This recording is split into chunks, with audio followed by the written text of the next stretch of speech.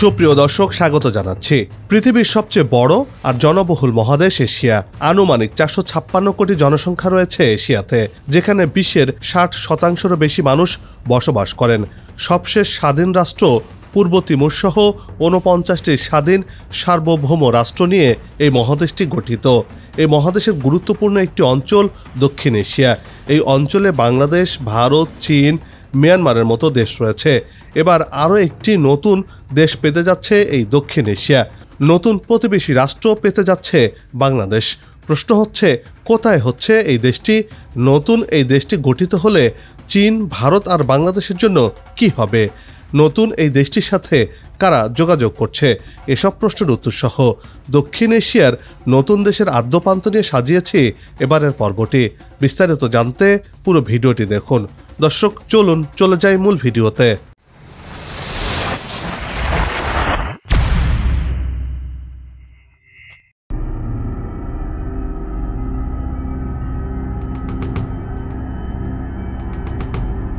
ইতিহাস থেকে জানা যায়, 13,000 বছর আগ থেকে মিয়ানমার ভূখণ্ডে প্রথম মানব বসতি স্থাপন শুরু হয়। মিয়ানমারের সবচেয়ে প্রাচীন আদিবাসী ছিল তিব্বতীয় বার্মান ভাষাভাষী জনগোষ্ঠী। বৌদ্ধ ধর্মাবলম্বী এই জনগোষ্ঠী পিও নগর রাষ্ট্র প্রতিষ্ঠা করেছিল। দক্ষিণ পূর্ব এশিয়ার দেশ মিয়ানমার 1948 সালে ব্রিটিশ উপনিবেশক শাসন থেকে স্বাধীন প্রজাতন্ত্র হিসেবে আত্মপ্রকাশ করে।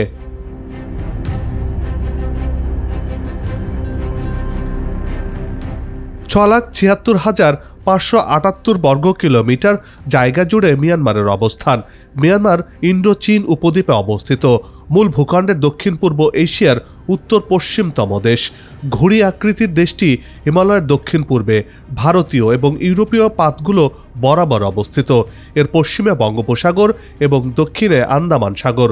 বাংলাদেশের সাথে 271 কিলোমিটার, ভারতের সাথে 1,468 কিলোমিটার, চীনের সাথে 2,129 কিলোমিটার, লাওসের সাথে 238 কিলোমিটার এবং থাইল্যান্ডের সাথে 2,716 কিলোমিটার সীমানা রয়েছে।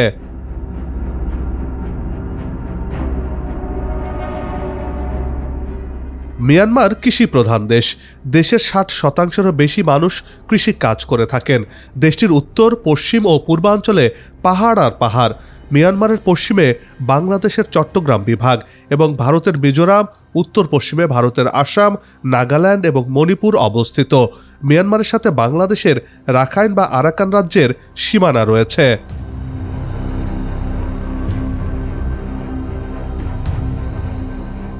মিয়ানমারের দখলে চলে যাওয়া আরাকান তথা রাখাইন রাজ্যটি মূলত একটি স্বতন্ত্র দেশ হিসেবে পরিচিত ছিল।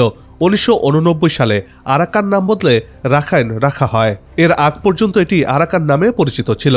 আর এই এলাকাতে বসতি রয়েছে রোহিঙ্গা বা আরাকানি নামের একটি স্বতন্ত্র জাতিগোষ্ঠীর।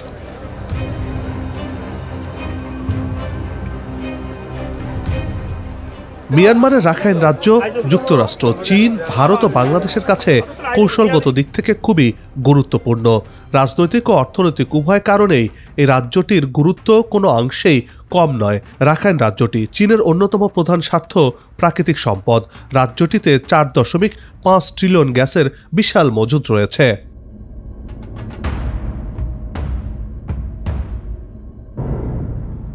ভৌগোলিকভাবে রাখাইনের অবস্থান ও সম্পদ চীন ও ভারতের জন্য গুরুত্বপূর্ণ। তাই রাখাইনকে নিজেদের বলয়ে রাখতে এশিয়ার দুই পরাশক্তি ভারত ও চীন এরই মধ্যে তাদের জাল বিস্তার করে ফেলেছে। রাখাইনে এই দুই দেশের বিলিয়ন বিলিয়ন ডলারের বিনিয়োগ রয়েছে বলে জানা গেছে।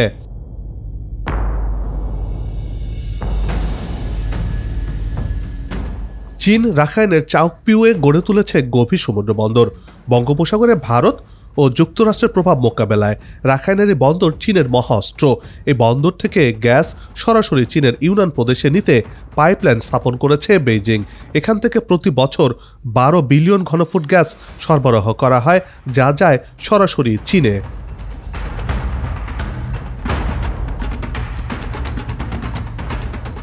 রাখাইনের সঙ্গে 1,700 কিলোমিটারের একটি অর্থনৈতিক করিডোর গড়ে তুলেছে চীন। এর উদ্দেশ্য হল ভারত মহাসাগরের সঙ্গে চীনের ইউনান প্রদেশের কুনমিংয়ে সংযোগ ঘটানো। চাওকপিউ বিশেষ অর্থনৈতিক অঞ্চল এবং চাওকপিউ গভীর সমুদ্র বন্দর এই বিশেষ করিডোরেরই একটি গুরুত্বপূর্ণ অংশ।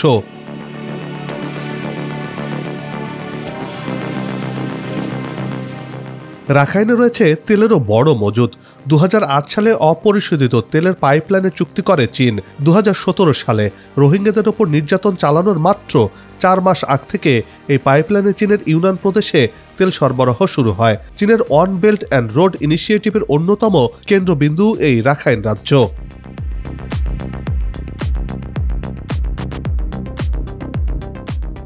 মধ্যপ্রাচ্য এবং আফ্রিকায় তেল গ্যাস পাঠানোর বিকল্প ও সহজ পথও এই অঞ্চলকে ঘিরেই তৈরি করেছে মিয়ানমার এবং চীন।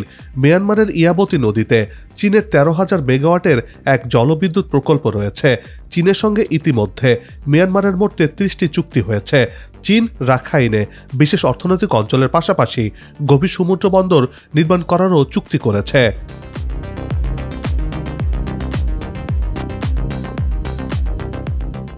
দক্ষিণ এশিয়ায় চীনের প্রভাব খর্ব করতে মিয়ানমারকে কাছে টানছে ভারত। তাই রাখাইনে বড় ধরনের বিনিয়োগ করার ঘোষণা দিয়েছে দেশটি।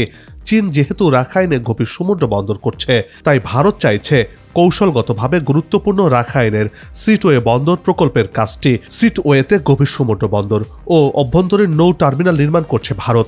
এ প্রকল্পের কাজ শেষ হলে সমুদ্রপথে কলকাতার সঙ্গে রাখাইনের সিটওয়ে, যা আগে আকিয়াব নামে পরিচিত ছিল, সেখানটার সাথে সরাসরি সংযুক্ত হবে।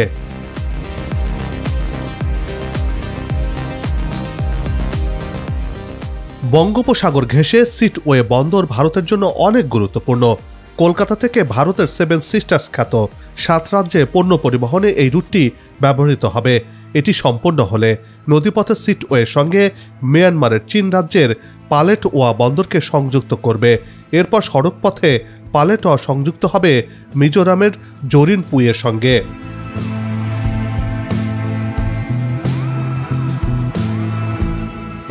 এ প্রকল্পটি সম্পূর্ণ হলে একদিকে মায়ানমার ভারত বাণিজ্যিক সম্পর্ক বৃদ্ধি পাবে, অন্যদিকে ভারতের 7 সিস্টার্স খ্যাত 7 অঙ্গরাজ্যে পণ্য পরিবহন সহজ হবে। এতে বাংলাদেশকে বাইপাস করে 7 সিস্টার ও কলকাতার মধ্যে ভারতের যোগাযোগ সহজ হবে।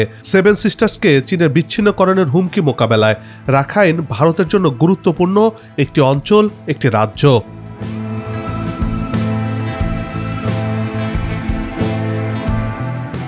রাখাইন রাজ্যের বিশাল প্রাকৃতিক সম্পদ ও ভূ রাজনৈতিক অবস্থানের কারণে অঞ্চলটির প্রতি আগ্রহী যুক্তরাষ্ট্র ও তার মিত্ররা।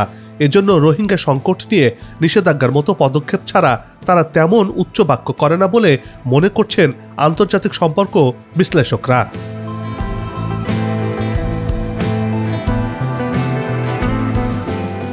যুক্তরাষ্ট্রের বড় বড় কোম্পানি রাখাইন রাজ্যে তেল গ্যাসে বিনিয়োগ করছে। যুক্তরাষ্ট্র ও পশ্চিমা দেশগুলোর কাছে রাখাইন অত্যন্ত গুরুত্বপূর্ণ। এশিয়ার এই অঞ্চলের প্রভাব ও বাণিজ্যিক পরিস্থিতি নিজেদের নিয়ন্ত্রণে রাখতে রাখাইনের বিকল্প নেই তাদের কাছে। মার্কিনিরা ভারত মহাসাগরে তাদের উপস্থিতি বাড়াতে চায়।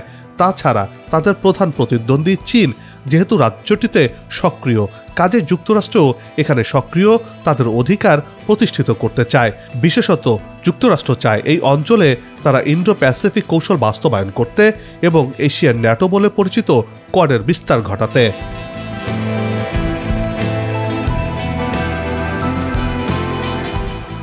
অন্যদিকে বাংলাদেশের অন্যতম নিকটতম প্রতিবেশী দেশ মিয়ানমার, যা আগে বার্মা নামেও পরিচিত ছিল। মিয়ানমার প্রতিবেশী রাষ্ট্র হলেও বাংলাদেশিদের কাছে অনেকটা অচেনা একটি দেশ। প্রতিবেশী দুই দেশের জনগণের মধ্যে তেমন কোনো যোগাযোগ নেই, সম্পর্কের আদান প্রদানও নেই। সরকারি পর্যায়ে দেশটির সাথে কূটনৈতিক সম্পর্ক থাকলেও মিয়ানমার বরাবরই বাংলাদেশের জন্য সংকটই তৈরি করেছে। মিয়ানমার থেকে বিতাড়িত প্রায় 15 লাখ রোহিঙ্গা বোঝা হয়ে রয়েছে এখন বাংলাদেশের জন্য। গেল কয়েক বছর ধরে দেশটির অভ্যন্তরীণ জাতিগত দাঙ্গা, গৃহযুদ্ধ, যা বাংলাদেশের সীমান্ত এলাকাকে অস্থির করে তুলেছে। আর এবার সীমান্তে যোগ হয়েছে নতুন একটি ইস্যু, আরাকান আর্মি।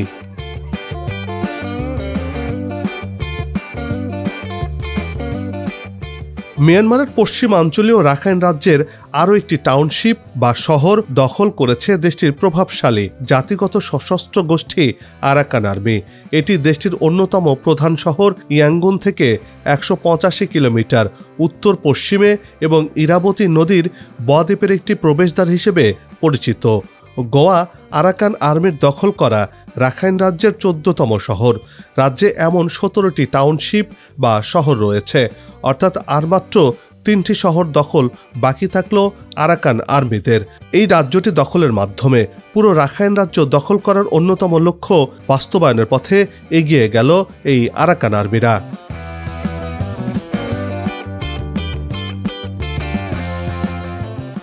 আর এতেই নতুন স্বাধীন রাষ্ট্র হওয়ার পথে আরও এক ধাপ এগিয়ে গেল রাখাইন রাজ্য, অর্থাৎ বাংলাদেশের পাশে নতুন একটি রাষ্ট্র প্রতিষ্ঠিত হতে যাচ্ছে বলে মনে করা হচ্ছে। প্রতিষ্ঠার মাত্র 1.5 দশকের কম সময়ের মধ্যে দেশটির সরকারি বাহিনীকে পরাজিত করে রাখাইন আর্মি তৈরি করতে যাচ্ছে নতুন দেশ। আন্তর্জাতিক বিশ্লেষকরা বলছেন যে কোনো সময় স্বাধীনতার ঘোষণা দিতে পারে রাখাইন আর্মি। কক্সবাজার সীমান্তের ওপারে যে কোনো মুহূর্তে ঘোষণা আসতে পারে নতুন একটি রাষ্ট্রের। দেশি আন্তর্জাতিক গণমাধ্যমগুলো বলছে খুব শিগগিরই দক্ষিণ এশিয়ার নতুন দেশ আত্মপ্রকাশ করতে যাচ্ছে, যা হচ্ছে রাখাইন রাজ্যকে ঘিরে।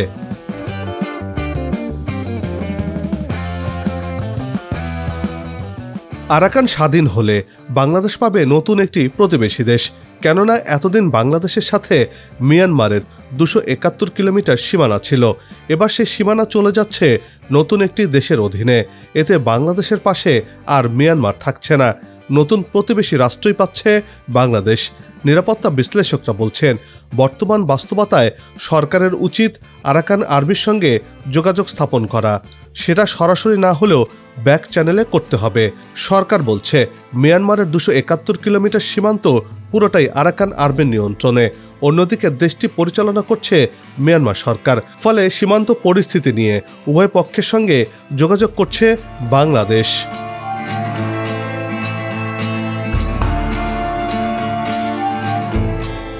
এসব খবরে এরই মধ্যে ভারত চীনের মতো দেশগুলো যোগাযোগ শুরু করেছে আরাকান আর্মির সাথে। তৎপর রয়েছে যুক্তরাষ্ট্র। আন্তর্জাতিক বিশ্লেষকরা বলছেন মিয়ানমারের সরকার ও আরাকান আর্মি দুপক্ষের সঙ্গেই ভালো সম্পর্ক রয়েছে ভারত ও চীনের। নতুন রাষ্ট্র গঠন হলেও এই দুই দেশের তেমন কোনো প্রভাব পড়বে না। তবে নতুন রাষ্ট্র গঠিত হলে রোহিঙ্গাদের ফেরানোর বিষয়টি ঝুলে যেতে পারে বলে মনে করছেন আন্তর্জাতিক বিশ্লেষকরা।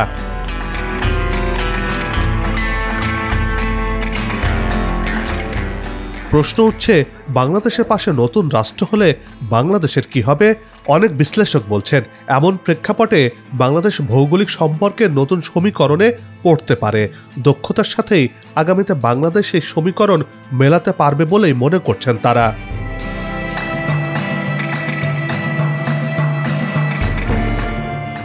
বন্ধ হোক যুদ্ধ, বিগ্রহ, হানাহানি, শান্তিময় হোক বিশ্ব, এমন প্রত্যাশা রেখে পর্ব থেকে বিদায় নিচ্ছে। তবে যাবার আগে একই অনুরোধ, যেখানে সেখানে ময়লা আবর্জনা ফেলবেন না, পরিবেশের ক্ষতি করবেন না, অযথা হর্ন বাজাবেন না। আপনার দেশের সৌন্দর্য রক্ষায় পোস্টার লাগানো থেকে বিরত থাকুন। যদি চ্যানেলটিতে নতুন হয়ে থাকেন, ভিডিওটি ভালো লাগে, তাহলে চ্যানেলটি সাবস্ক্রাইব করে ভালোবাসায় আবদ্ধ করবেন। ভালো লাগা না লাগার বিষয়টি কমেন্টে লিখে জানাবেন। কি ধরনের ভিডিও দেখতে চান তাও জানানোর অনুরোধ রইল। আগামীতে আবারও দেখা হবে নতুন কোনো জায়গা, তথ্য, ইতিহাস আর উন্নয়ন চিত্র নিয়ে। নিজে ভালো থাকুন, দেশকে ভালো রাখুন, আমাদের সাথেই থাকুন, দেখতে থাকুন দেশের এগিয়ে যাওয়ার চিত্র। ধন্যবাদ।